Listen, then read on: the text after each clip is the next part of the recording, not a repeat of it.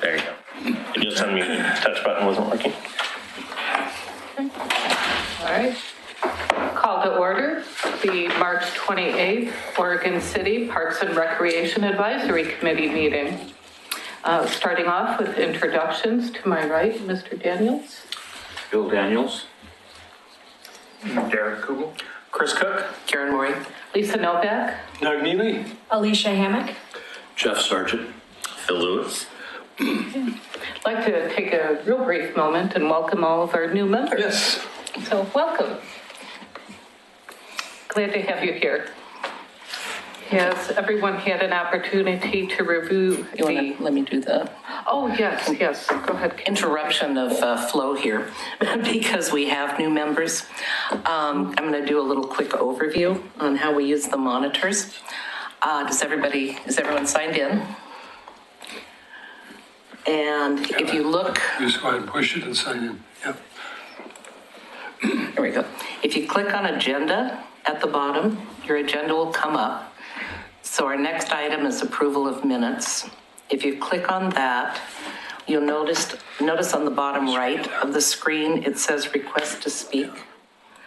If during the item on the agenda, you have something to say, if you would click that button, those will come up on Lisa's screen in order so that she can call on people. It's a little more orderly way to conduct conversation. And you do need to be on the main agenda item in order to click that. You also have the option to decide you don't have anything to say and retract that request. If you also notice under approval of minutes, there is a paper with a little paper clip on it. If you click on that, on the bottom right of your screen, you see documents. That will actually let you open the document on your screen if you carried too many papers with you or didn't bring them with you. And then again, you'll need to go back to the agenda item. Yours is blue, mine is gray. If you're interested in speaking, go back to the actual agenda item. Main thing it takes is as you go through the agenda, you need to kind of click through on where we are. And for those of us, I think actually everybody except for Bill, who has your back to this wall, there's a little toggle switch down here that says presentation and packet. If there's actually a presentation, the screen will come down. Bill supposedly can see it. But the rest of us, you're going to need to click the toggle switch to change over to presentation in order to actually see that on your screen. You do not need to crane your neck. The only disadvantage is if the speaker has one of those wonderful little laser pointers, you can't see it. So you may crane your neck occasionally, but hey. So that's the ease of life with this wonderful system. Thank you, Karen. Appreciate it. Okay, and down on the bottom center of your screen, clicking on agenda with the paper clip, I should backtrack. Active items with the paper clip, we're going to be reviewing the PAC minutes from last month. And has everyone had an opportunity to review those minutes? Are there any questions or comments? I move to approve. Do we have a second? A second. All right. All in favor? Aye. Aye. Any opposed? Anybody present like the Senate? Me. Very good. Okay, moving on to item 4 on our agenda. Citizen comments on issues and items not on the agenda. Do we have any comments this evening? Okay. Thank you. Moving on to item 5, presentations. Presentation, Natural Resource Committee, Mr. Doug Neely.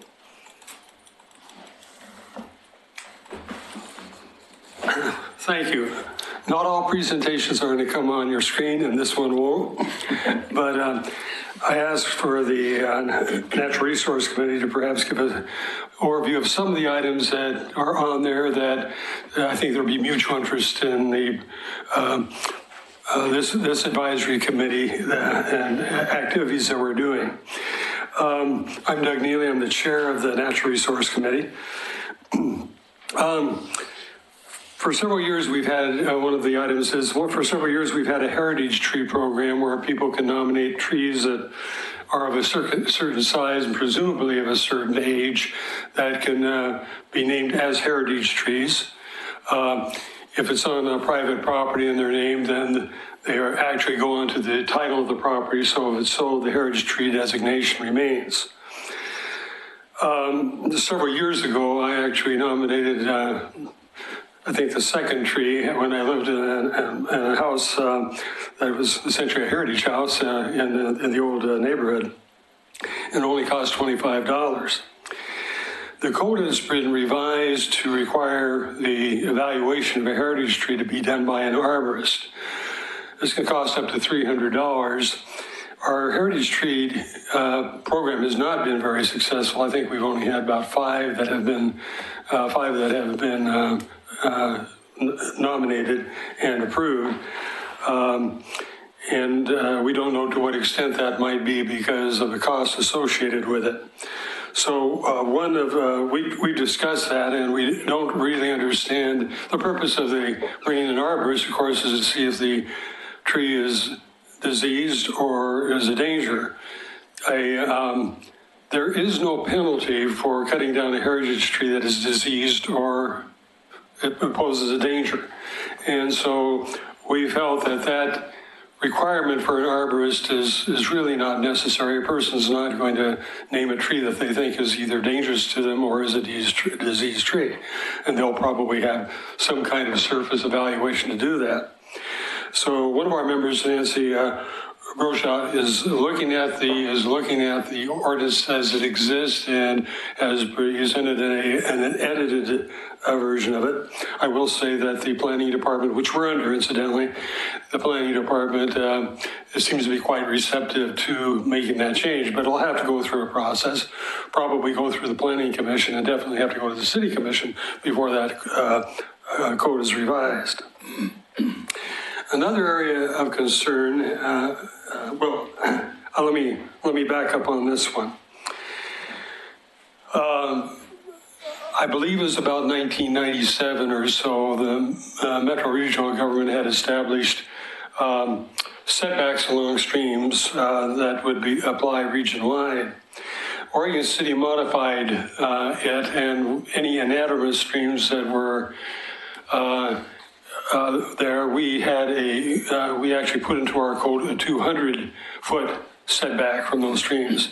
Now, this one applies only to developed land. So if a person's going to come in and develop it, then at that point that particular boundary would apply.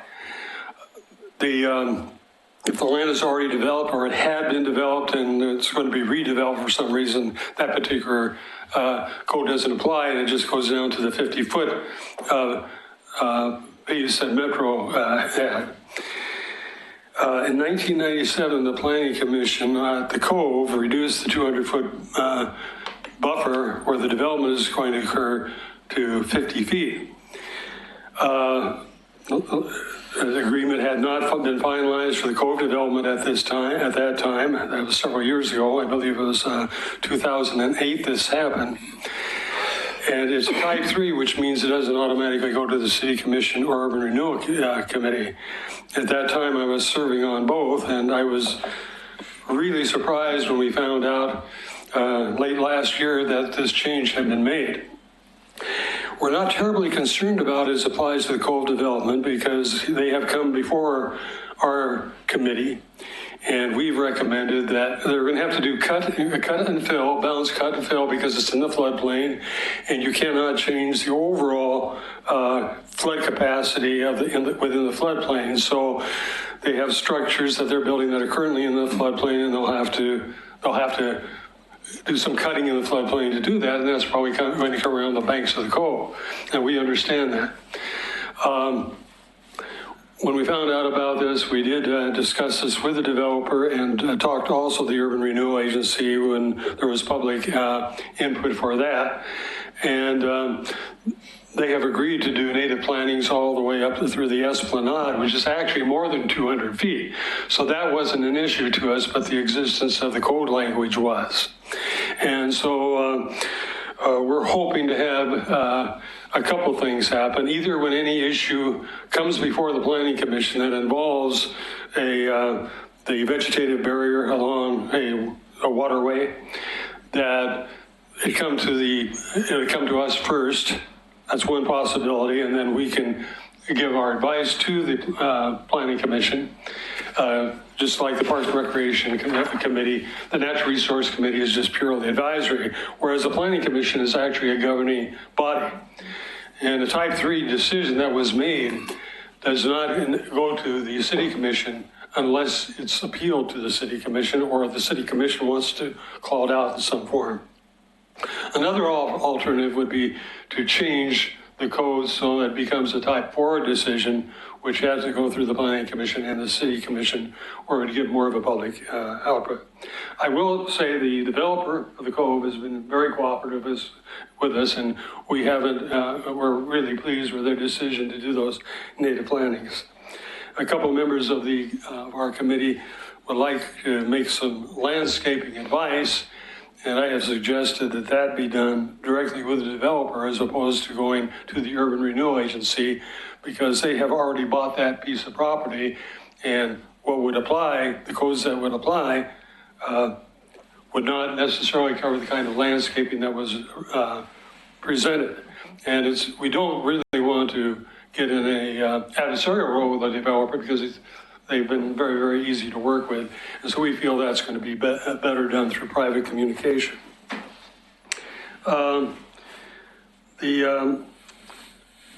The other thing I wanted to mention is that we're involved in some of the parks, specifically Waterboard Park. Several of our members are involved in that particular project, and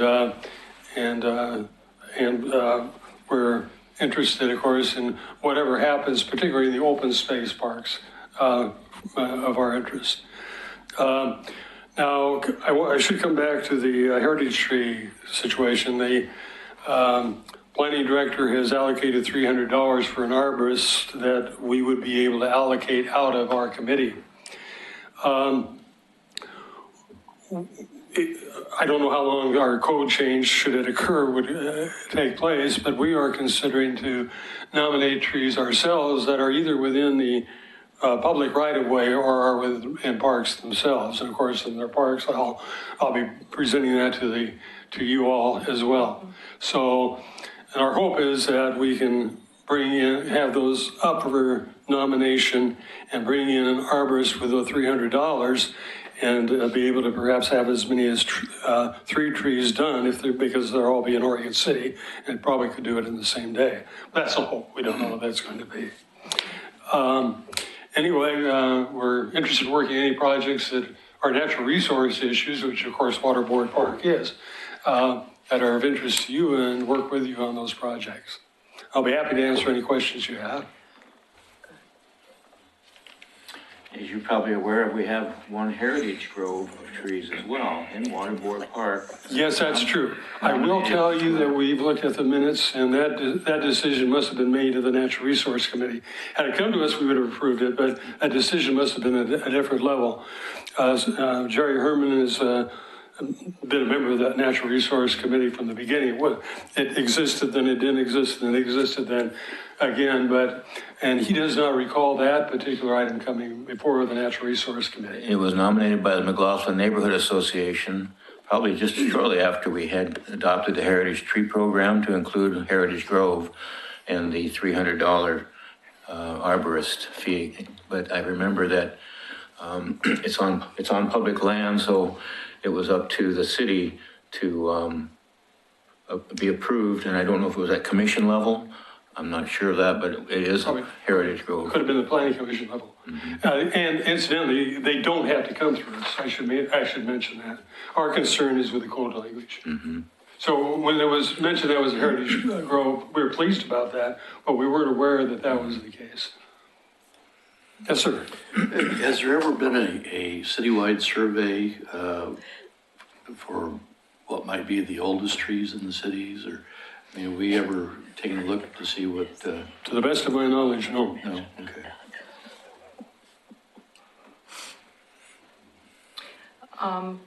I have a statement and a question. Park Place.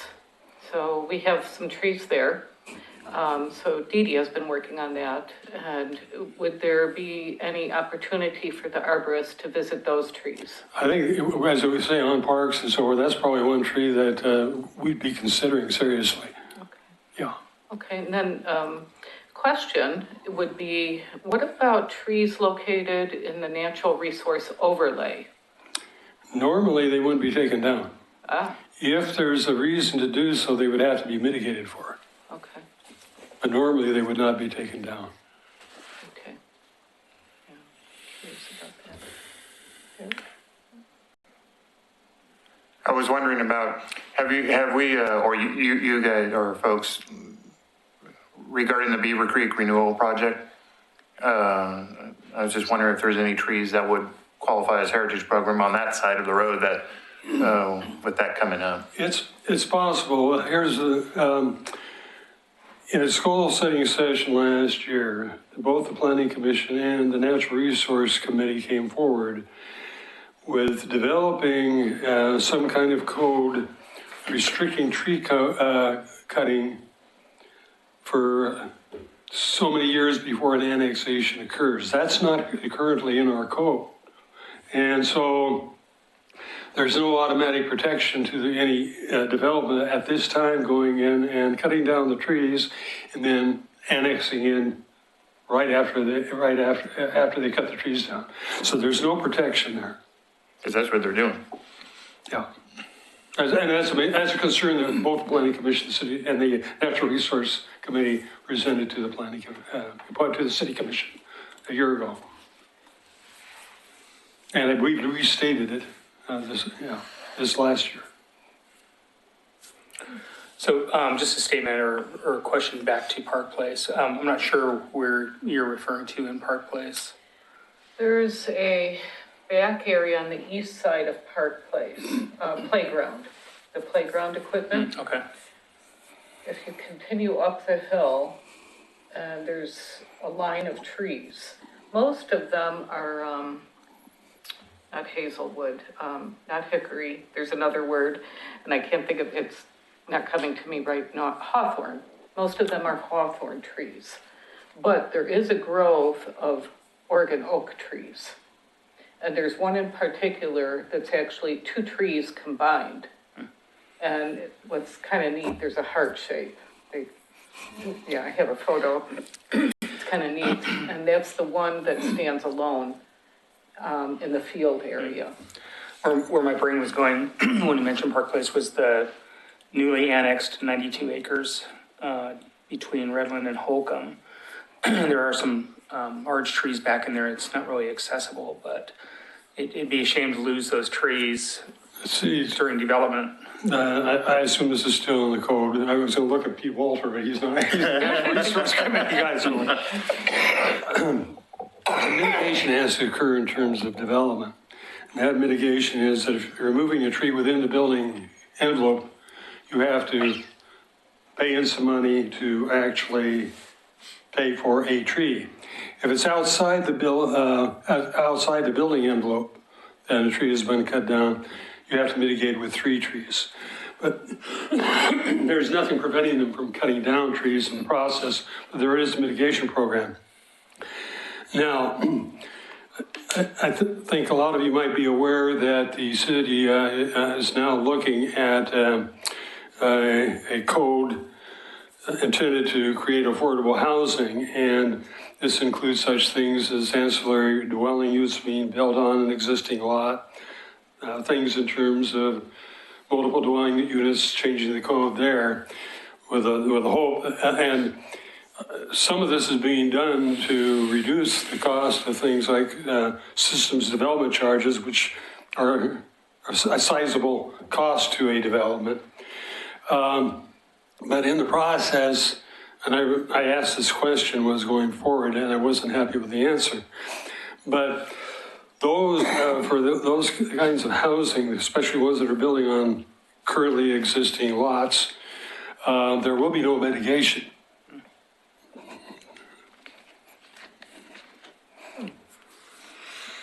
I mean, the purpose of them doing this is to reduce the cost of development, and part of that is actually reducing the cost that would normally go to the city for SDCs and also some of these other codes that exist as well.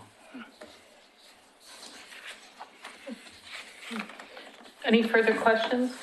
Thank you. All right, thank you, Doug. Thank you, Doug. All right, moving on. Item 6 on the agenda, general business. Item 6A, Pratt goals update. So you should each have a copy of the draft version of Pratt goals as discussed at the last meeting. I watched the previous meeting probably 3 or 4 times to make sure that I tried to get all the information together that you discussed. What is presented in draft form is my understanding of that conversation.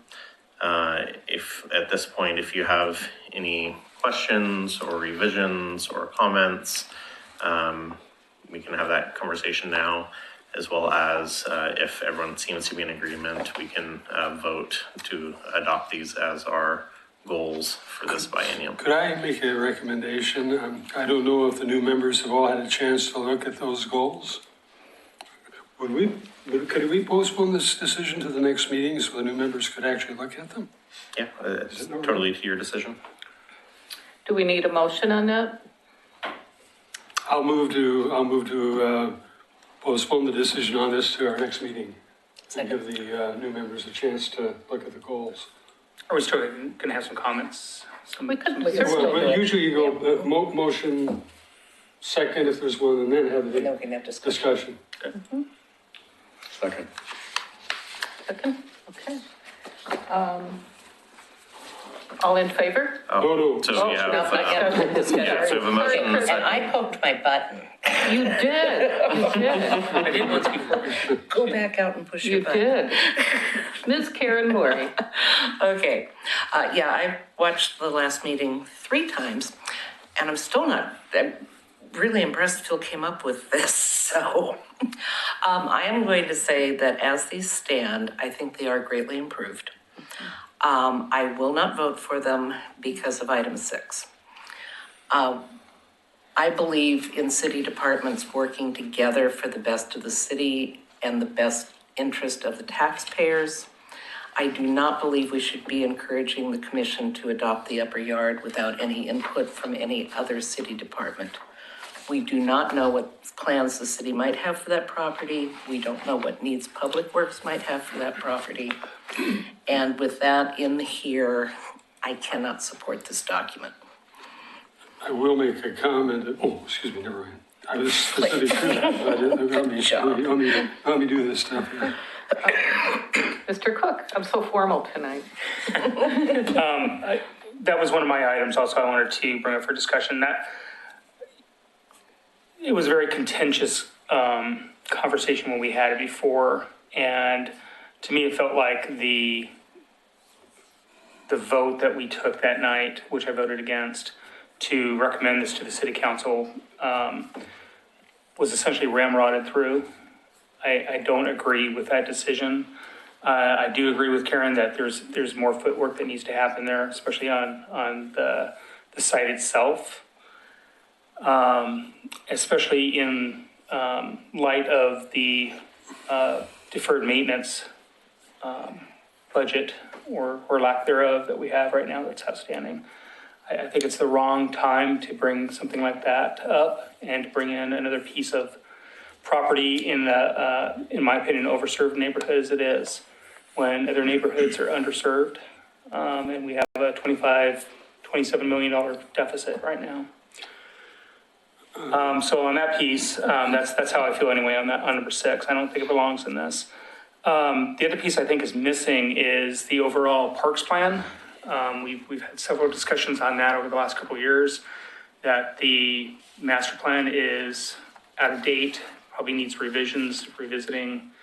I think that should be one of our priorities as a group, to revisit that plan and bring it up to date, especially with all the new development coming our way and within the recent past. And that item is listed as number 5 currently. So the initiate Parks and Recreation System Master Plan, is that what? Yeah, I think it just needs to be more specific of what the goal is. Oh, okay. And what are we doing with that?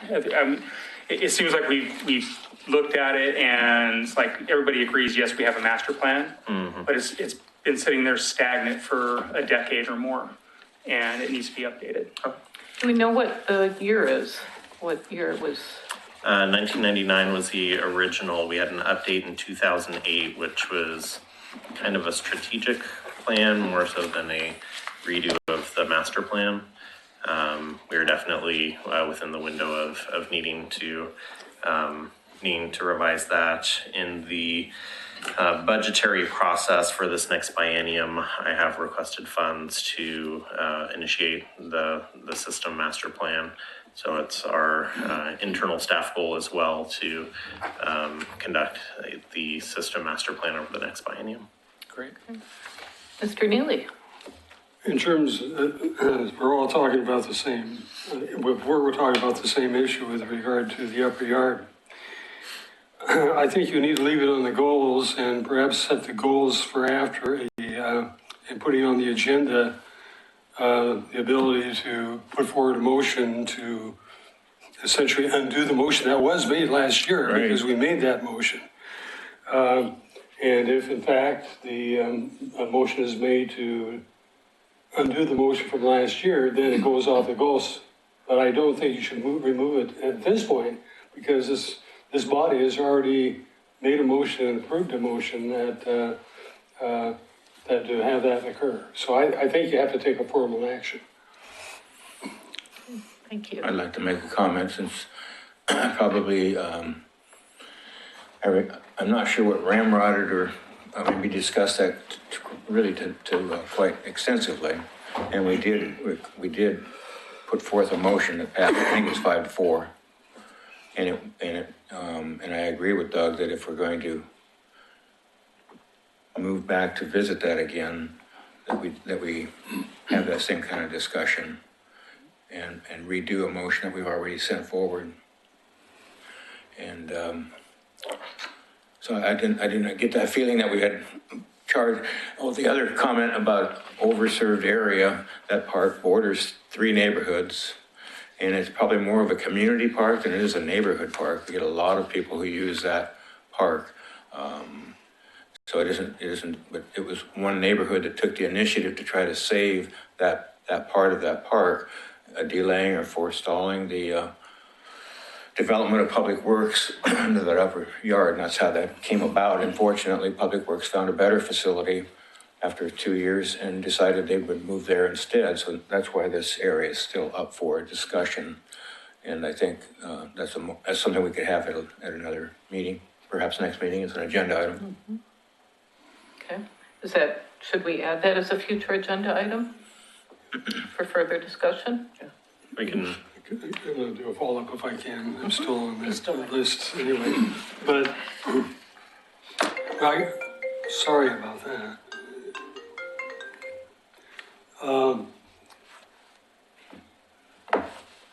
We went through a process. The point is, this was simply a recommendation to the city commission. No, we don't know what the city commission's decision is going to be made. But the point I would make, we are a Parks and Recreation Advisory Committee, and that, while we oftentimes send our advice through our director here, we're an advisory committee to the city commission.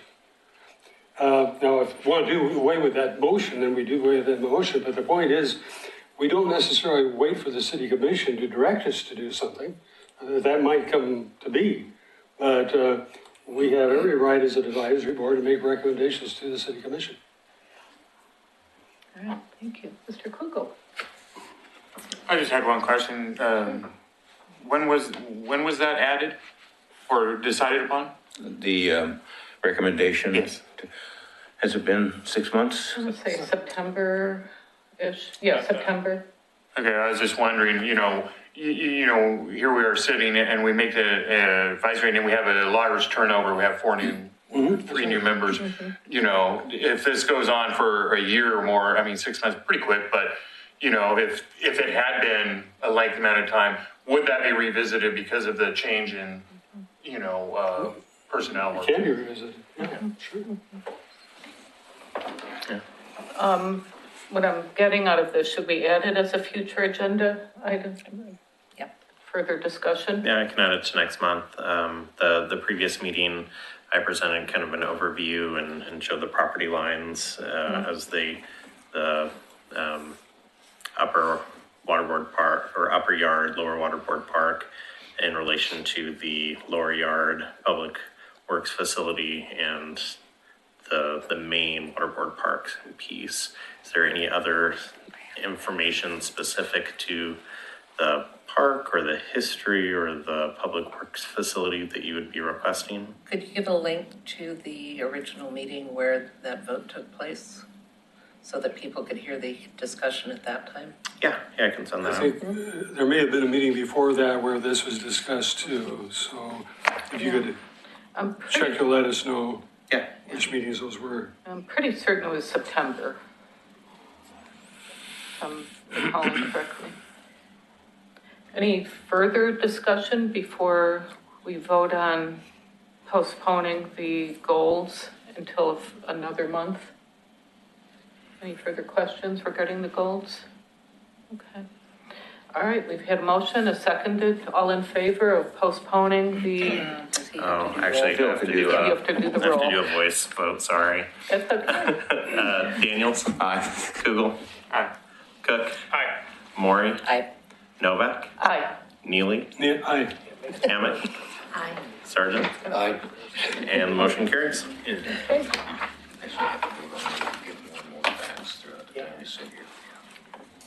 All right. Item 6B on the agenda, the Buena Vista House, Buena Vista House. And I'm settling for Buna. Buna. I hate to admit it. Buena. I don't do it on purpose, but I always say Buena Vista. I can't get it out of my head.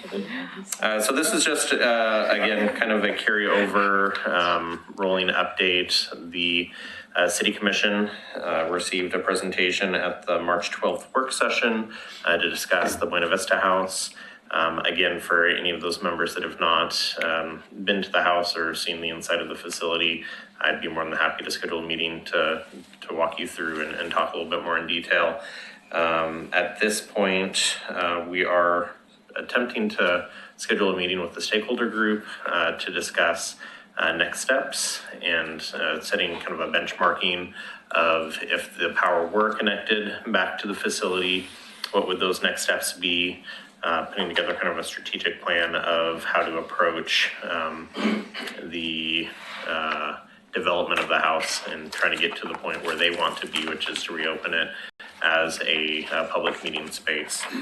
Tentatively, we have on the April 17th City Commission meeting scheduled a presentation to discuss the Buena Vista House and reconnecting the power and hooking up heat to the facility. But again, we're trying to get back to the commission information as it relates to benchmarking and goals for that facility. So at this point, I'd be happy to answer any questions. That's just kind of a general update. Ms. Maury? I was just going to add something that's becoming more and more interesting. I'm working with the Friends Group, and in researching, we have now, I would say 99.9% are positive that the house that was moved to create the Buena Vista House, that has a long story to it now, we're sitting in the backyard.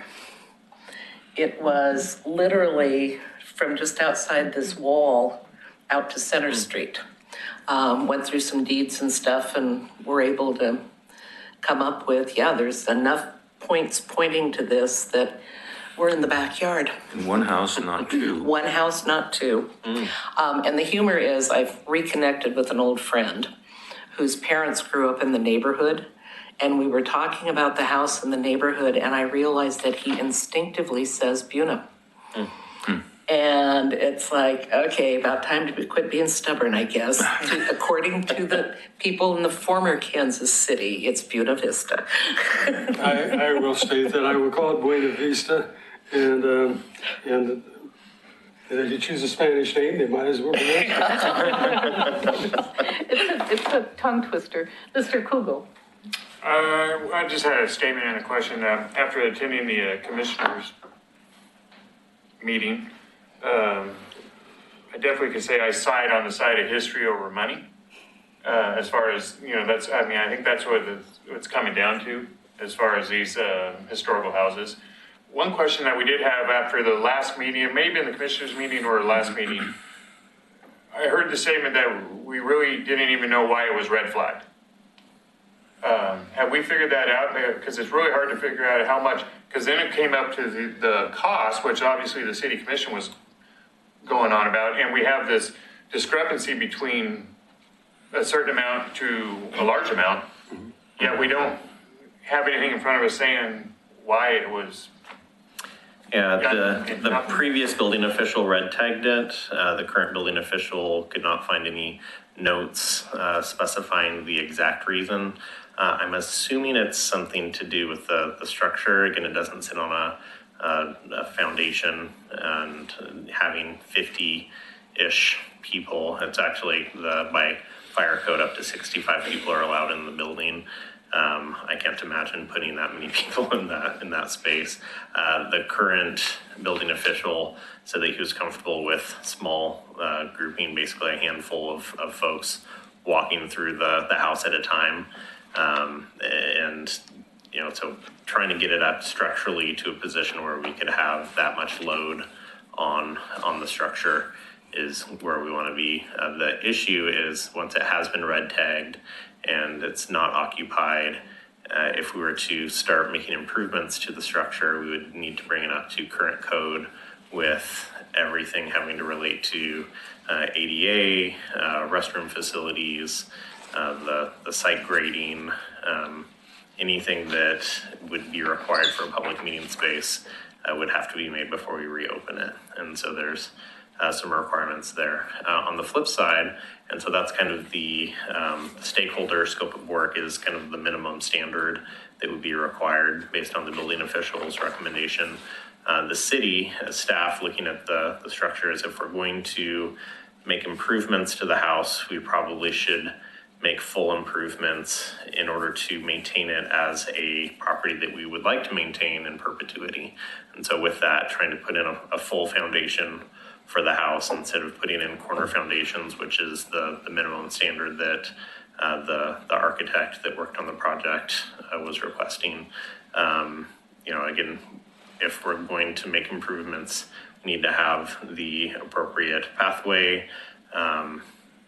Wasn't in the recommendation or the scope of work for the stakeholder group, but trying to find appropriate parking, dedicated ADA parking, and trying to figure out a parking plan for the site as well. Those are some things to think about before opening it up to the general public. I will say that when we had the stakeholder meeting, as far as street parking, the stakeholders were pretty forward and saying they didn't mind having additional street parking in the neighborhood, that the impact was minimal, and they didn't care that it didn't have an appropriate number of spots for up to 65 people in the house. So that's something to take into consideration as well. Any further questions? Okay. Item 6C, Newell Creek. So this is, again, just kind of an update. We did discuss this at the last meeting. Since then, we had the Metro open house that was scheduled. And I did have a conversation with their conservation director and scheduled a meeting for later next month, so April 10th. I have a scheduled meeting with Metro staff to discuss some of the things that came up during our last meeting as far as mitigation or items of consideration for use of the 14-acre property at Newell Creek that is currently city-owned. So for those that weren't with us at the last meeting, we have a roughly 14.5 acres worth of property that was master planned as part of the Newell Creek Canyon development. And there's a request from Metro to transfer over that property to Metro to use as part of that development. And so I did have a brief conversation with Metro staff in regards to, the proposition, some of the concerns and questions and requests that came up within PRAC, and they're open to starting a dialogue and trying to figure out what would be a workable solution for Metro, as well as something that would be supported by PRAC as well as the City Commission. So I'm hopeful to have a little bit more of an update at the next meeting. But again, if you have questions or concerns or recommendations, feel free to send them my way. Again, we can't have meetings outside of our public meetings, so don't send them to the group as a whole to initiate conversation, but please do feel free to send them directly to me if you have ideas that you think should be brought up in that conversation.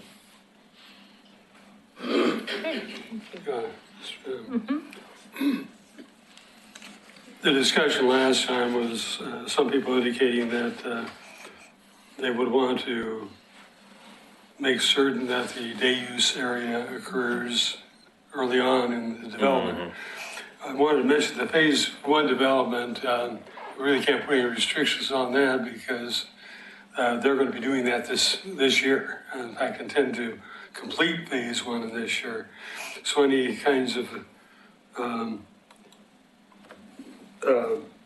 if we do make a recommendation that we would want to see the day use area developed early on, it really could do it before the first part of phase 2. Phase 2.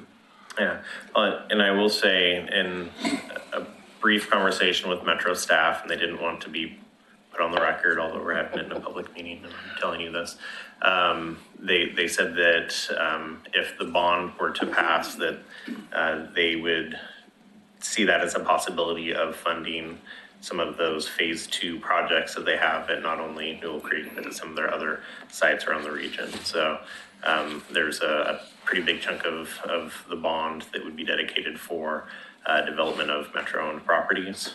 And so it's quite possible that that development, if the November bond does pass, that would be a funded project in the very near future. So. If I might. Please. We've seen the development plans for that area. We've got new members.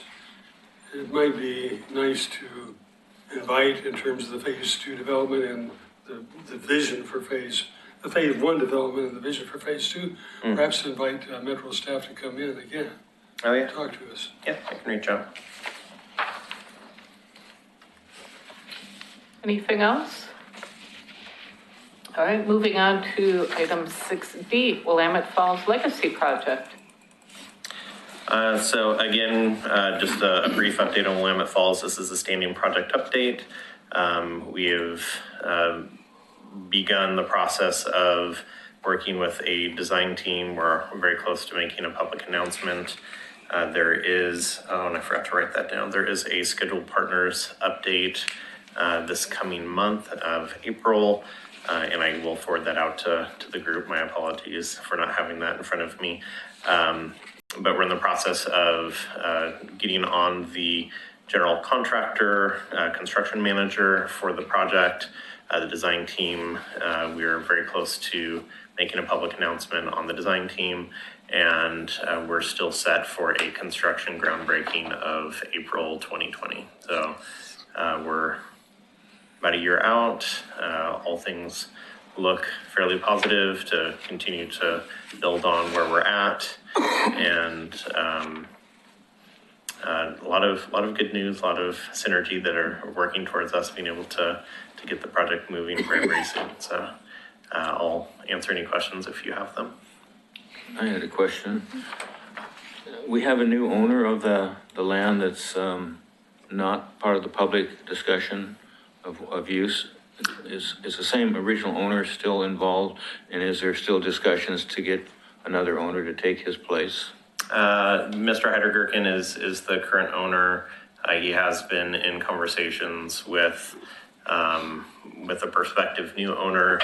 It's a private matter between two private parties, but they're in a due diligence period and have extended that due diligence period. So it's a complicated site. I would imagine that, it could be next week, it could be next year before something actually triggers and happens that would be public information.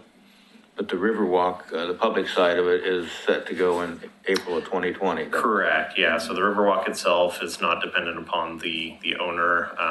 We do have easement rights over the frontage of the property, which includes the entirety of the Riverwalk, and very strong easement language that allows us to construct the project. Okay. Any further questions? All right. Moving on to item 6E, craft bylaws. I'll start, if I may. I had a couple things that just caught my eye. And that was on page 2, item 4, organization. Item 1, the word shall. Do we need to, it's somewhat ambiguous. We may or may not. It implies may or may not. Do we need to change that? And if not, I'm okay with it, but it caught my eye. For number 1, item Yes. number 1? Yeah, the word shall. There shall be 9 members at large. I think it's kind of standard language that's used in a lot of the other bylaws. And that's something that was on the previous version, and so we continue to hear. We did list, as an example, on the next one, item 2, there may be 1 non-voting member, as it was brought forward as a recommendation to have a youth-centric voice on the committee, possibly. Okay, so our position is it could go either way. Ms. Warren? If you look at the rest of the document, the tendency is to use will, not shall. And writing bylaws for way too many years, I would agree that will would be more appropriate in there. And also, when I see changes to bylaws like this, I really like to get red line copies. I'm guessing at what's changing. The last version was a red line copy. I made the suggested edits from the last one, which is this document. I can send out the red line version if... Well, is there a summary? What I can see here is that we dropped the senior center rep. I'm still going to torch you with information. And added the youth member. Is there any other significant change to these? There's some minor changes as it related to the youth member and the members at large. So as an example, in the meeting, the meetings version. So a quorum shall exist when half plus 1 of the appointed voting members is present. So voting was added to show that having the non-voting youth member present did not count towards a quorum, since they would not be actually voting on any of the items on the agenda. So there was just some clarification language as it relates to now having non-voting members versus voting members of the group. The other item that was changed was the meeting time. Previous had said no later than 9:30 p.m. We did change that till 10 p.m. based on the city commission adopting a resolution for all committees that 10 p.m. would be the ending time. Okay. And then that same page, item 5. Voting will be by voice vote. Do we need to specify by roll or something else? Because some of the votes require individual votes, right? I, my interpretation of that is that we are just verbally stating our vote as opposed to in writing or electronic method. Okay, gotcha. Okay. I had some question on, under member eligibility, item 5. In number 1, actually number 4, no committee member shall serve more than 2 consecutive terms. That's clear in what it says. How long must they be out of PrAC before they can reapply or reserve as a unexpired term or another vacancy? And I see where that's addressed, how long they have to be out. Yeah, I would take that as meaning that they can reapply after after they've been gone for a 1-year period. For 1 year is what you want to put that, should we put that in there? Is that something that maybe should be in there? Yeah, let's they have- clarify that. They have 2 Yeah. terms that they can serve, then they fall off of the committee and then they can reapply at the next period, which is typically the 1-year period. Because there are resignations that happen before that 1-year term is up. And it may be somebody who's interested in reserving again after 6 months or 4 months or whatever. I'd just Yeah. like to maybe have a discussion on that. Let's see. So, no committee member shall serve more than 2 consecutive terms. A committee member may be eligible after a 1-year absence, something to that effect. I don't really have I mean, that's basically what we're trying to discuss here is what we think is appropriate for that kind of language, but we should certainly have something in there to make it clear. Number 7 also, if you look at number 7, which kind of goes back to the same question we have where the newly appointed member shall assume the remainder of the existing term.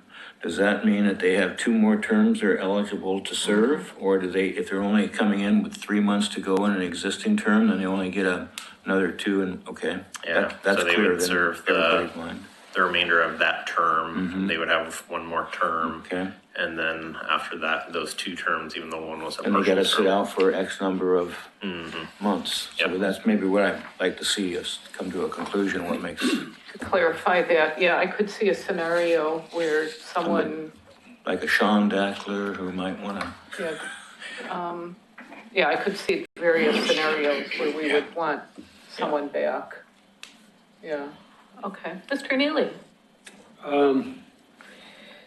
After 2 consecutive, this is 8, after 2 consecutive unexcused absences, the chair shall contact the committee member. The remainder of the committee shall then determine continued membership. This is fine, but I also think there should be a total of missed ones in a year's time. I mean, you can't come on 2, off 1, 2, show up off 2. So I would like to see a limit in terms of the number of absences within a year, unexcused absences within a year, as well as this. the excused absence would be a different altogether. Yeah, this is. They're not this telling is- anybody they're These not- are unexcused absences, right. Of which I should, I'd be remiss I should have mentioned this earlier today. Troy is not able to be here and did let us know ahead of time that he was not feeling well and would not be here tonight. So after 2 consecutive unexcused absences, the chair will, is there a number that you were thinking of? 4? What do you think, Chris?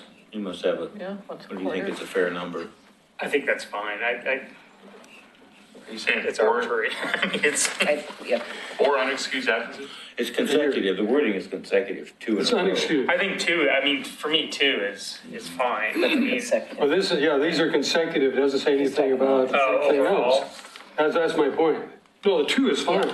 yeah. Those are 2 consecutives, but if a person has missed unexcused a third of the meetings unexcused for a year, 4, I should say 4, that's what I suggest. 4 works for me. Yeah. Yeah,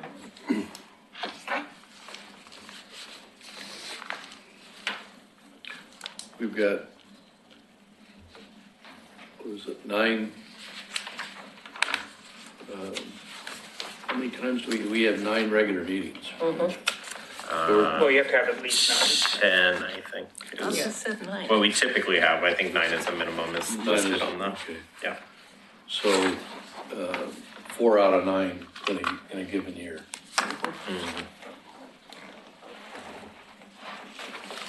And those are unexcused Unexcused, absences. yes. And I will say I've only had a handful of members during my couple of years here where folks have had unexcused absences, period. So typically it's folks notify me of, I'm going to miss the next meeting and I'm going to miss the next meeting. They may say, and I'm going to miss the next meeting. So those are all They're excused. excused absences. Yeah. So we are really talking about, I don't know if it's, and again, they're your bylaws, but it may not be worth it, and calling that out specifically with a number of unexcused absences would be a very, Yeah, but this seems generous. I would have to say though that if someone's gonna take the time to get here and then just not show up, probably, I think if you just sit and go, what are you doing? I mean, it's gonna work itself out. I mean, I understand you bylaws and all, but Well, I think even with the excused absences, I mean, it's out 4 or 6 times within the year. I think it warrants a conversation between them and the chair to say, is this something you can commit to or continue to commit to? Luckily, we have a full body, over the last couple of years, and it's not as impactful, but it could be.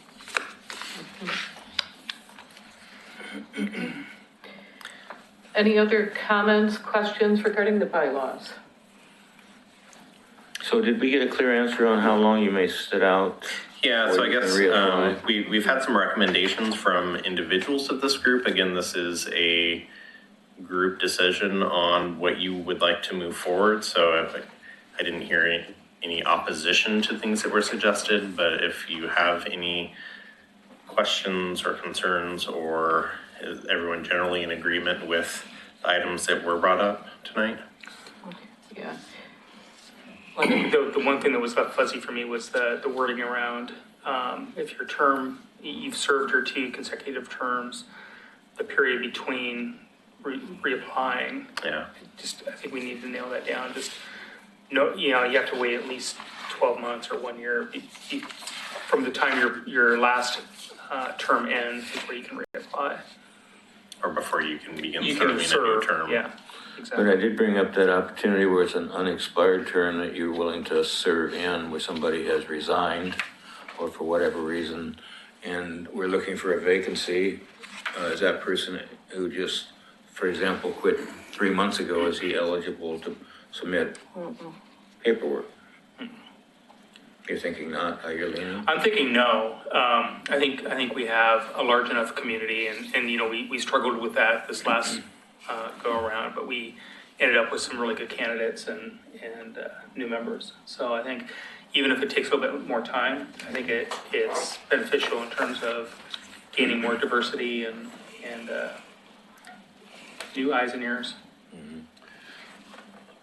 Something else I suppose you could consider is that, especially with regard to number 7, if you get somebody that's resigned and then somebody who is perhaps had served 2 consecutive terms, but maybe that was just a couple of months ago or something, perhaps there could be some language that says at the discretion of the committee that you could vote him in sooner to fill an unexpired term. At least that way there'd be some corporate memory Yeah. to that individual coming back on board to fill the unexpired term if that We've individual. actually done that. Yeah, and again, kind of going back to my previous comments, we had that conversation quite a bit, and it did go round and round. And I think, in my opinion anyway, what's most beneficial for this group and for the city is to get a new perspective and new folks in, even if it takes a little bit longer time to fill that seat. And by all means, if that person wants to serve again, then 12 months really isn't that long to wait to reapply. Ms. Maury? Other committees in the city, the 12 months is standard. So I'm uncomfortable with that, and I do agree. Sometimes you need a new voice, and I've been on and off other committees with lapses. So I agree with the 12 months with no exceptions.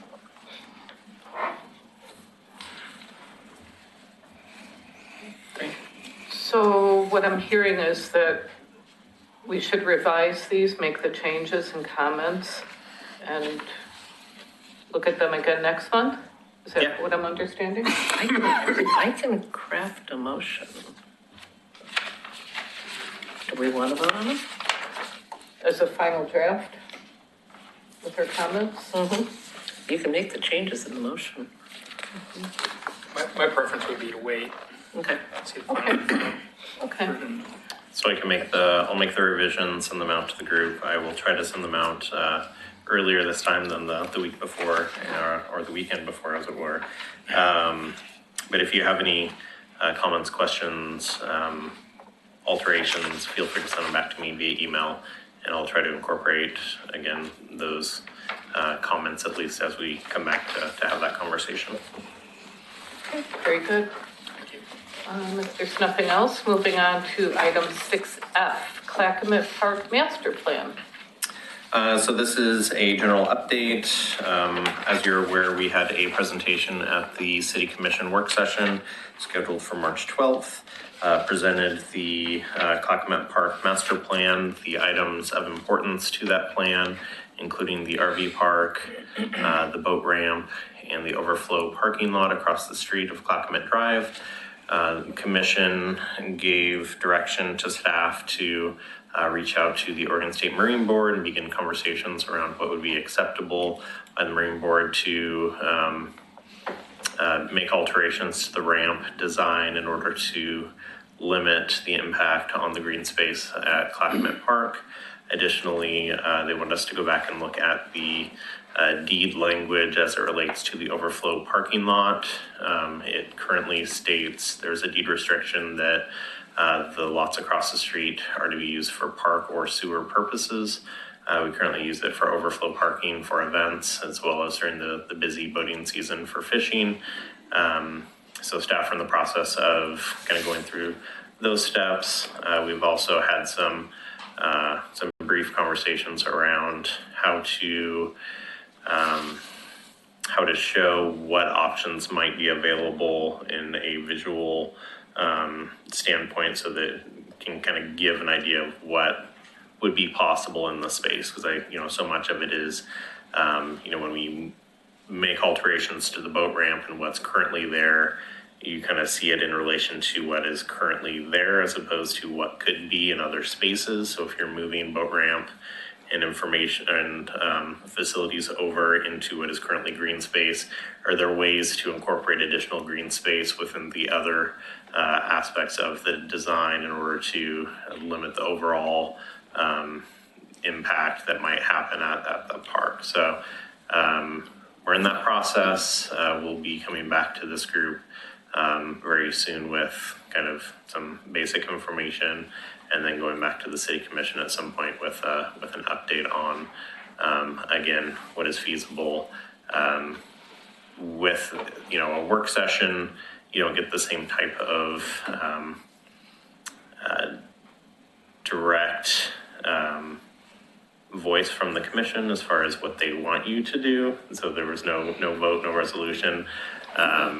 We are, again, going to be coming back at some point in the near future to talk about what type of engagement process they really would like to see, because for us as staff, having a master plan for a park and showing a community engagement process is extremely helpful in going after grants and in our planning processes. So having some type of community engagement, whether it's a full-on, master plan engagement or, a little bit more of a light touch. But it is a very important piece of our park system, and we want to make sure that we're doing it right. Just a quick comment on that for anybody that did not, or was not here or didn't see the commission conversation on this subject, I encourage you to do so, because it was very direct. In some cases, less than PC, and I actually appreciated it. They took a very assertive stance on some of the options that were proposed. Are you talking about a couple weeks ago? Yeah, Yeah, yeah. yeah. I actually appreciated it, so. Yeah, I watched it from home. And just for our new members, is everyone aware that you can review previous meetings on the Oregon City ORC.org? Okay. I have a comment about, directed maybe to Phil, but to all of us. I see a lot of value in taking at least one tour in this group as a work session, a PrAC work session at that park together. So we're looking at the same things that are being talked about, formulating things. I know a lot of us don't have the time to go in there on their own, but nevertheless, as a group, we can see that. And know what Phil is suggesting, that the staff has suggested from, and I went over to the other park, I call it the other park on the other side of the mouth of the river in Gladstone. I don't know how many of you have a chance to do that. And they have a boat ramp over there as well, but that park is multi-use, community gardens, et cetera, et cetera. And it might even, I don't know if we'd want to incorporate it on the same tour or just a quick through there, but it can give us some ideas about what that park is supplying that maybe we don't need to supply, that we can use our space in a different way to help the entire community. Is that something you could arrange, Phil? Yeah, I think definitely. that's a great idea. Is that Yeah. something that I'd like to do on a off week of our regular meetings or a work session leading up to a regular meeting? Maybe a poll? Okay, I can send something out. Okay, thank you. Having the overlays that were presented at City Commission ahead of that would be useful. Okay, yeah, I can send that as well. Can I ask a question? I don't want to step on Doug or Karen. Oh, you're on the Yeah. wrong agenda item. I Change just have a agenda new items. move. Oh, right. But thank you for using the button. Good intentions. Got her attention now, though. Yeah, well, I was thinking you guys are just out of order, but I won't say anything. Yeah. Where was I? After seeing the commission, being at the commissioners meeting, I realized my ignorance on what are we doing there? I mean, why are we moving the boat ramp? What is the plan there? I mean, I don't want to waste our time. Maybe I can find this info somewhere else, but is there a four-minute synopsis that for us that possibly don't know? It seems like the state did the plans. Am I correct on that? Are they paying for it? Does that make sense when what I'm Yeah. asking for us? Would you like me to Be my guest. expand on that? Okay. Yes. And don't take too long. I don't want to, waste folks' time. Yeah, so the river is shifting. Sandbars started to form in the middle of the Clackamas River. Additionally, we're seeing damage to the current ramp in its current location. It got to a point where the ramp was unusable.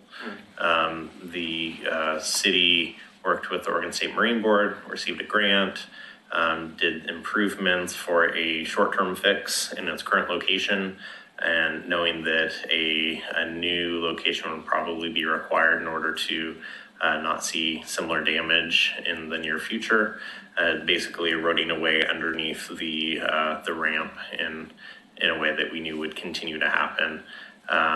They did some studies. So the Oregon State Marine Board funded a grant to do a hydrology study. The study looked at, of course, the river flow and the current position, and tried to identify a location that would be ideally suited for, a future, for a position that would see less loss possibility in the future. Rivers change, natural occurrences happen, but their consensus was that moving it 350 feet downriver, plus or minus, made the most sense in the river.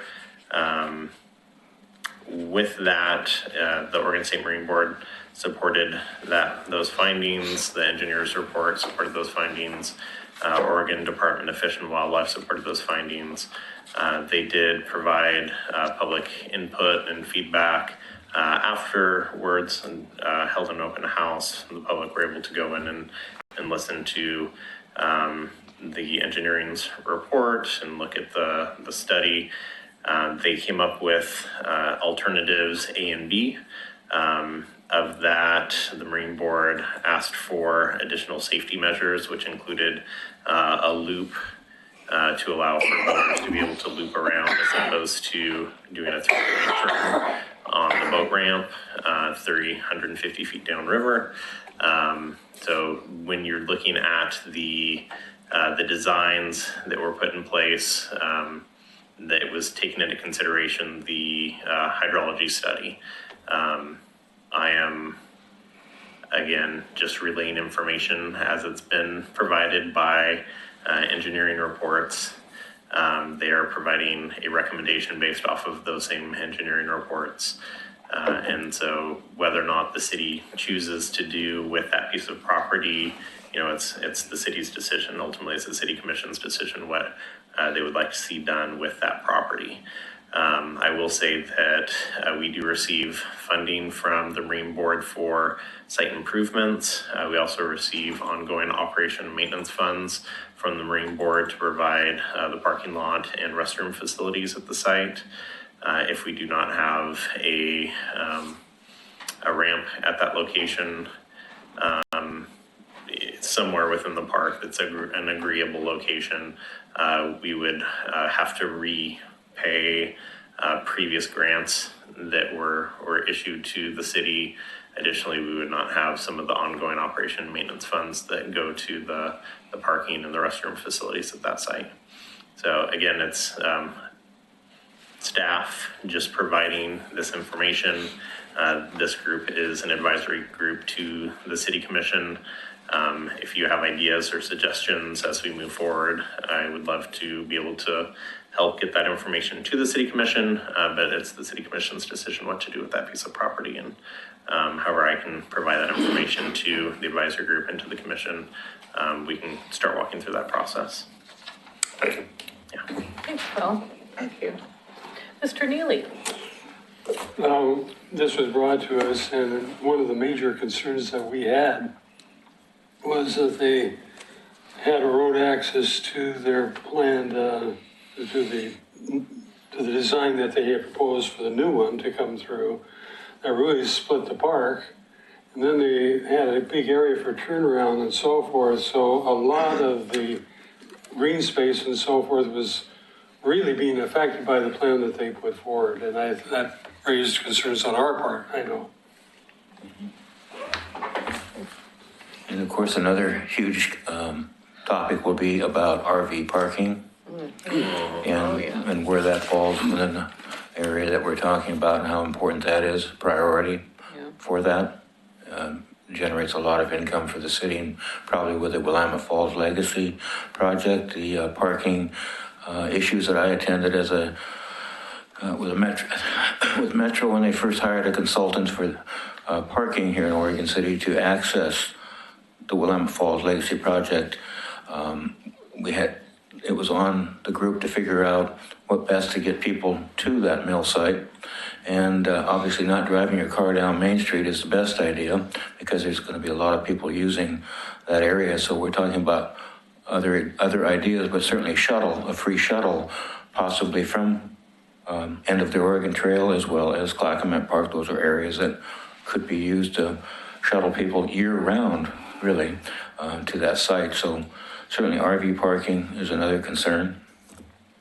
It makes me think about us revisiting our master plan too. All the pieces of the puzzle fit in. Okay, any further questions or comments? Okay. Item 6G, Claremont Way. And I'm gonna turn on our fancy projector for us. You get to try out your presentation.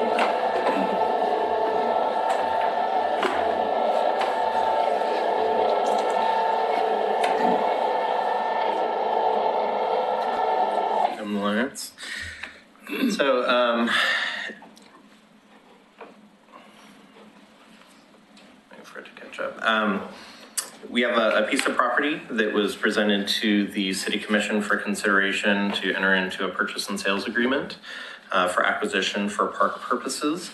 I'd like to state that prior to that meeting, we invited the PRAC chair and vice chair to an executive session to discuss acquisition. And so this is something that, although this has not been discussed previously at a PRAC open meeting, that was discussed, including leadership from this group.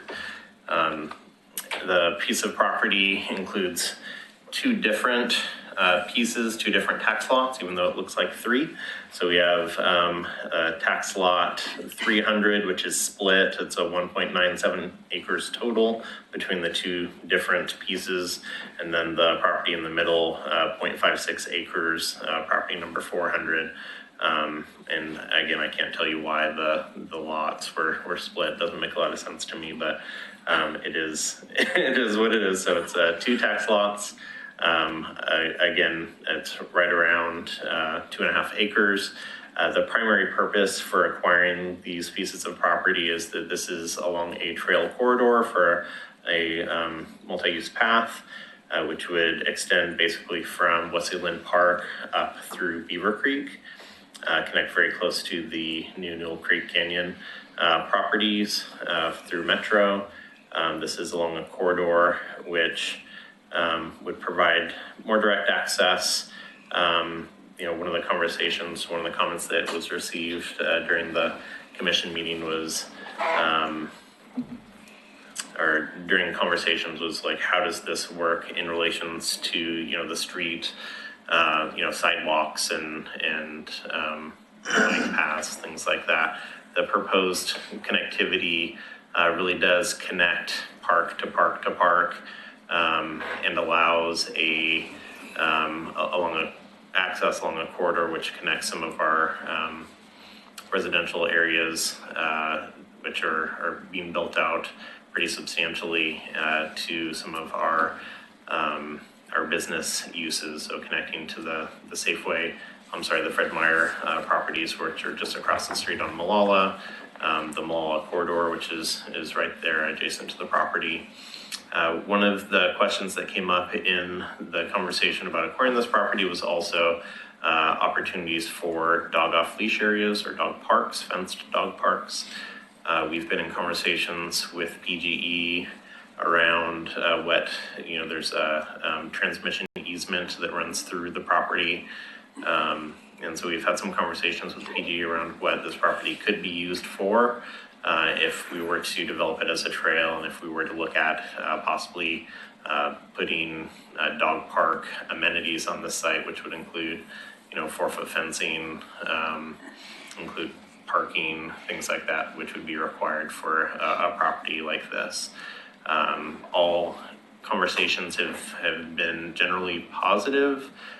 We would have to enter into an agreement with PG, basically that they would have ultimate access to the transmission lines in order to provide service and repairs that might be needed in that corridor. We don't see that as being a problem or a roadblock. Taking down a section of fencing to allow equipment on site, allowing access. If you go up or down that corridor, you'll see stormwater swales that have fencing. You'll see parking lots, which are at the Fred Meyer side. Even in the Wesleyland Park, the same corridor runs through that section, which includes the parking lot and trails adjacent to the shelter and baseball facilities. So again, a lot of positives. We're currently in our due diligence period. We're conducting a phase 1 environmental site assessment, and again, continuing those conversations with PG to figure out what we can use the property for. If our 30-day due diligence period goes smoothly, we're anticipating the second meeting in April or possibly the first meeting in May to move forward with approvals by the City Commission. And I'll gladly answer questions or hear comments if you have them. Hey, I think you mentioned who owns that half-acre parcel at the north end of those lots? The city does. Okay, It's that's what I thought. the streets division currently. And that, if I may, that, you've got an area where cars are parked, I presume that's private. Right on Moal on the corner. Just adjacent to mall, yes, so there's a, Joanne's Fabrics. Joanne's. yeah, Yeah. yeah.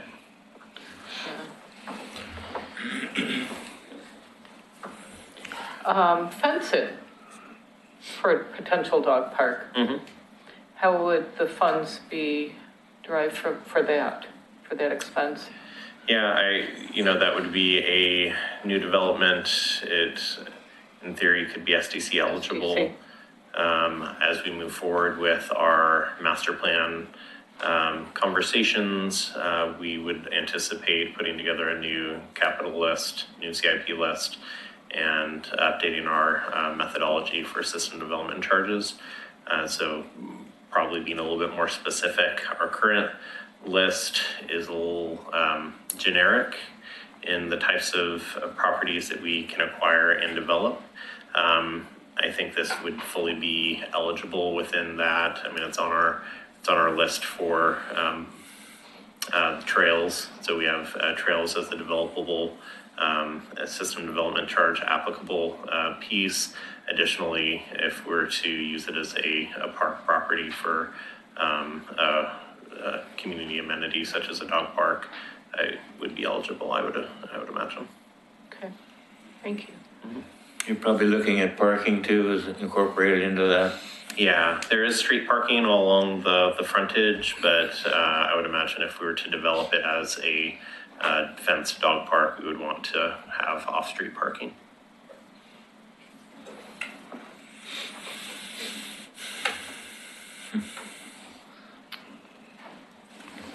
Any questions, comments? Okay, moving on to item 6H, other general business.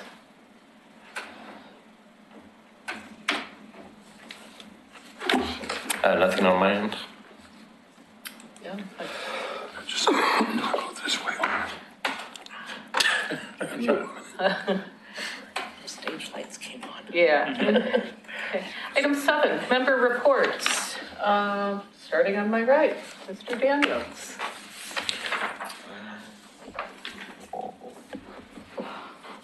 I have none.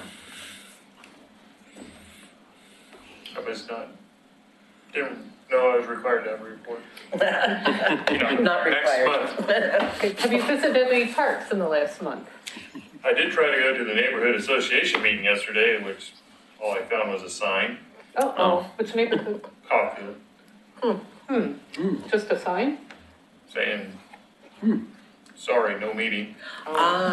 So but that's where I'm at on that right now. Mr. Cook? Nothing this month. Ms. Moore? Reminding everybody, stop by the senior center in April to see what 2 weeks of work does. I'm looking forward to it. And we now have one Civil War veteran headstone that's going to be placed at Mountain View Cemetery. A headstone for a 20-year-old orphan who served 2 years in the Marine Corps and has been dead 100 years in an unmarked grave. And we're now in the process of starting work on 5 more Civil War veteran headstones. Very much appreciating the Sons of Union veterans of the Civil War who have this process nailed, but also very much appreciate staff being willing to help projects like this, so there'll be a little less bare grass in the old cemetery. That's it. Thank you. For myself, Oregon City Parks Foundation, very busy. We're looking at the next Ivy Pole, burn calories, get your exercise, get your stress out. So that'll be announced through our website, and I'll mention the date once it's established. Also very busy in the Park Place. It was Park Place Park. Got some beautiful trees, and this is just a vision right now, nothing, hasn't materialized, but possibly removing some of those hawthorn trees through Oregon City Parks Foundation. And of course, we'll work with you in that regard. You know, having some sort of fun day out in the woods. Yay. So, all right, that's it for me, Mr. Neely. The opportunity, as well as others, to make another trip to the Willamette Falls, and every time I go there, I learn more things, and they seem to be getting more and more in terms of the identification of the large public use area that's going to be developed there. And so I'm looking very, very forward to that. I'm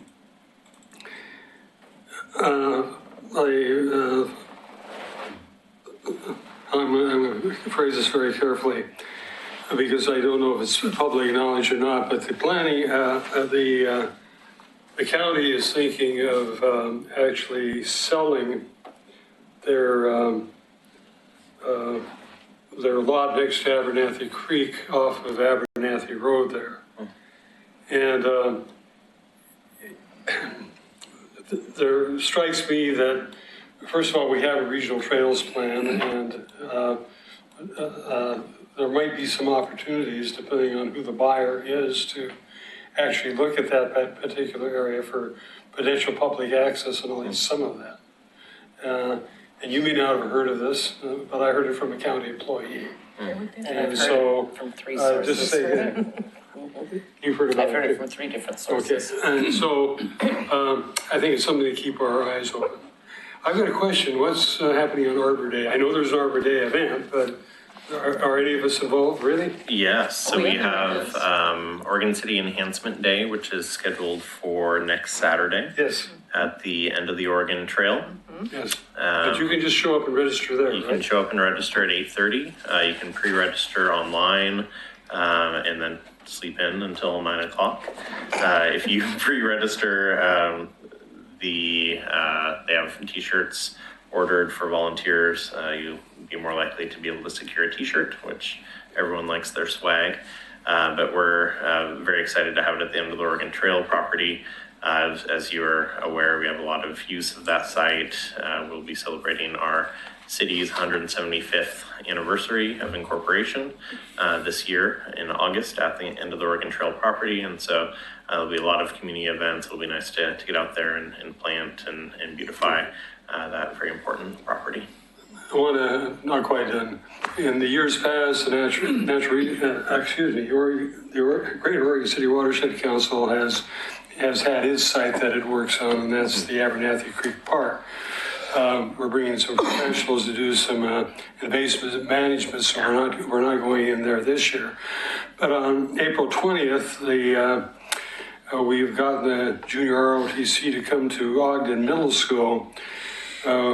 We had a small grant to do some native plantings on part of their property there, and we're using this opportunity to get them in there to clear away some rubbish and to actually do some work around some of the plantings that we've had. So that's what the Natural Resource Committee is going to be doing, but it won't be doing it on Arbor Day. It'll be doing it on the 20th of August.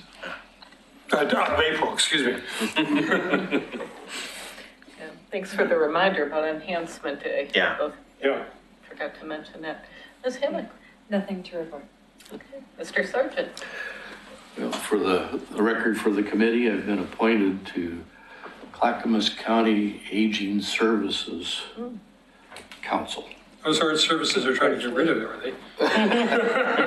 Well, I went to the meeting last month, and one of our biggest debates was, do we want to be called senior citizens, elders, or I forget what the other one was. But anyway, there's a survey going around as to what we want to be called. Honored citizens. Honored citizens. Honored citizens. The wise ones. Okay. Moving on to item 8, staff reports. So the recreation report you received via email from Denise. Filbert Run Park grant, just an update.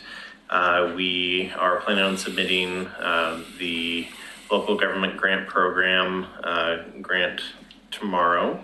Deadline is April 1st. We are anticipating hearing back from them within a month or so, and a presentation scheduled for middle part of June. After the presentation, then the group convenes and reaches back out to those that have been selected to move forward for recommendation. The local government grant committee provides the recommendation to the state parks committee, which then makes that determination in September. So we won't know for sure until September, but we're hopeful that we'll have positive news the next 30 days, and then hopefully really good news within the next 60 to 90 days. I do have a very short presentation, which for those that are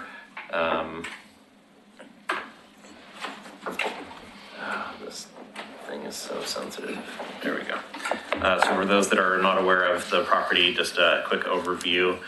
So Filbert Run is in the lower left-hand corner of that map. In the Westing, oh goodness, what's the official neighborhood association? Hazel Grove Westing Farm. Hazel Grove Westing Farm Neighborhood Association. The property is approximately 3.5 acres in size. It's currently an undeveloped park. It is an open green space consisting of a vegetated corridor. It's I always get this wrong, Epherian stream, so it's not always present, but in heavy rain events and during the winter time, it does have water running through the site.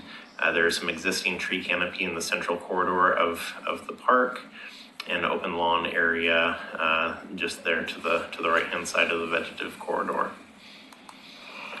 Here's some existing conditions. You can kind of see we do have a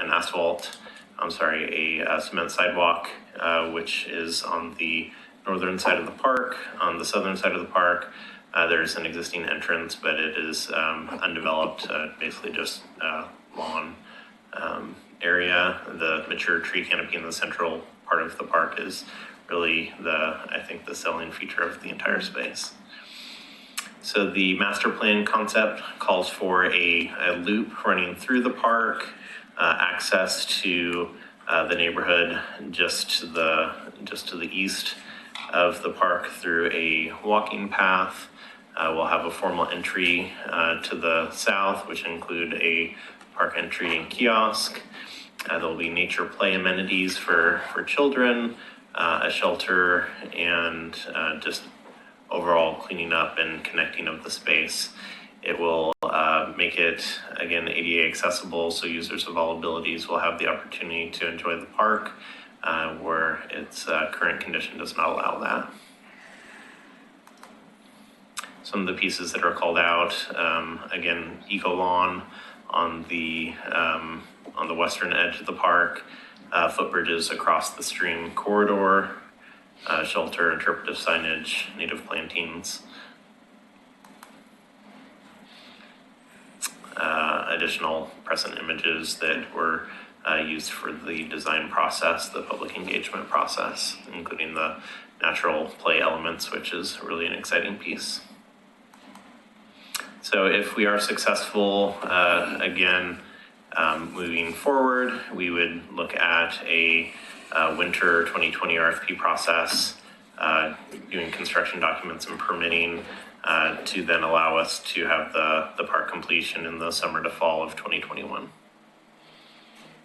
So again, we'll be presenting to the State Parks Committee hopefully in June, and we hopefully at our July meeting will be able to provide information to this group as far as if we've been accepted or not. Great. Any questions or comments?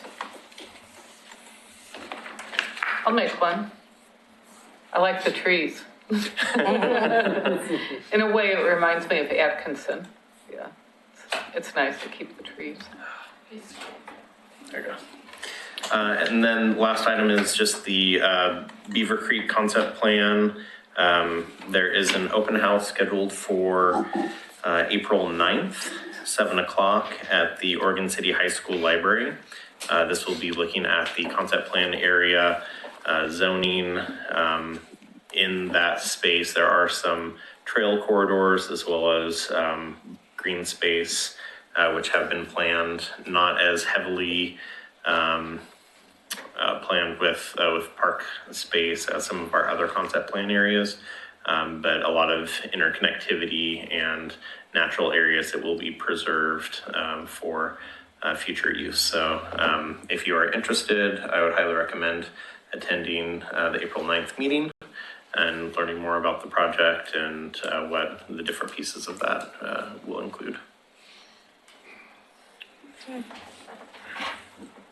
All right, future agenda items. I think we had chatted about a couple of things. So the items I have currently that we discussed thus far include Waterboard Park, Mill Creek, having a presentation from Metro staff, tour of Clackamas Park as part of a work session.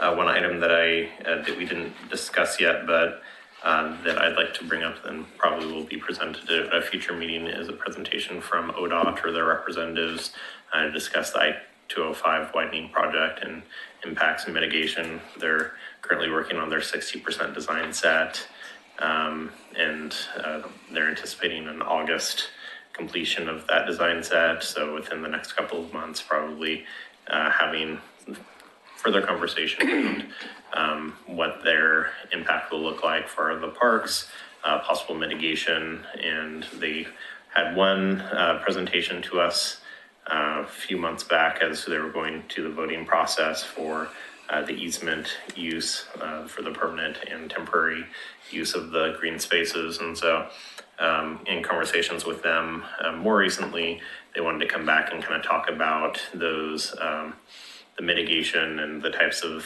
things that they will be doing during the construction process, and well after the construction process, the pieces that would remain as a public benefit for our park system.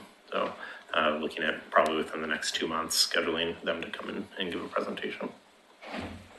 Okay, so it's on the goals, but we left the last city work session over the deferred maintenance.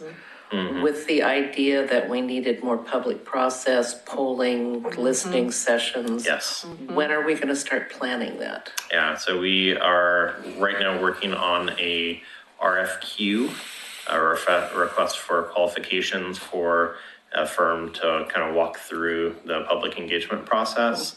Additionally, we have begun looking at the stakeholder group and what that would look like. Probably reaching out. Our goal was to have this month to do the public reach out to have folks apply to serve on that stakeholder engagement group. We had a previous meeting with this group talking about representation within that stakeholder group. At the time, it was before our voting of chair and vice chair.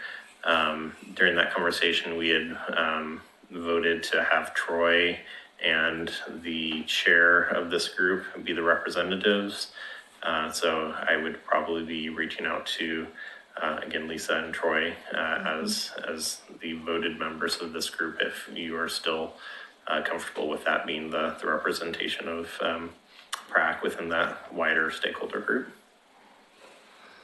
And we can chat about that now or at a later meeting when it gets closer to that. I don't think there's any change to that stance or that Okay. hope.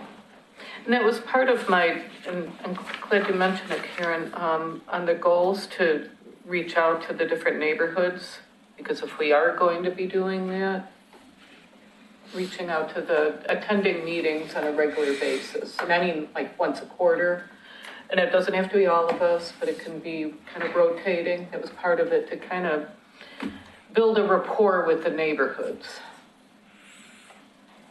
So I think especially in Park Place, that will be needed. Yeah. So. And Caulfield. Is that a troubled area? It's always been a little conflicted. I have one more. Caulfield just doesn't show up. I don't know about Parks. Yeah, no, it's not. We have one park for over 5,000 Yeah. residents. And We're houses going up like We're mushrooms. underserved. Yeah, we're underserved. So that's, yeah, asking for the public for, There's no contention over there. yeah, it's, the committee is fine, the neighborhood association is fine. It's just outreach to the community to understand why we need more money. Enough said. Mr. Daniels. I was going to ask Phil if he would, not necessarily at the next meeting, but have another tutorial about SDCs. We have Yes. some new members here. And you did ask for that at a previous. And how, the definition of it and the applications that are typically used and in development of parks, whether they're new or perhaps existing. Examples of the master planning, trails, lighting, that kind of, but I think it would be beneficial to hear that again when we go forward, especially with the master planning that we'll be involved with and new parks coming on board. Yeah, we can do that, definitely. That's something that, like, at the next meeting would be, Yeah. that'd be If you've great. got the Never time, too I soon think for that, if you don't have the time, you can put it off. but- yeah, no, I'm sure I can put it together. Yeah, and kind of piggyback on that, any updates you may have on looking at the SDC fees as they are now? I know there was some talk about looking at updating those or Yeah. revisiting those. Yeah, definitely. Mr. Neely. At some point or another, I would like us to have a map of the city that shows all city-owned lands. I'm asked on various occasions why some of the lands we own are parklands, and I think it'd be good to take a look at those maps and Okay. perhaps some kind of discussion about that. Okay, yeah. And we begun going through a process of identifying all of the city-owned properties, and we had some that were not currently assigned to specific departments, but Yeah. I think we're in a better position to provide that information. And including urban renewal plans. Okay, yeah.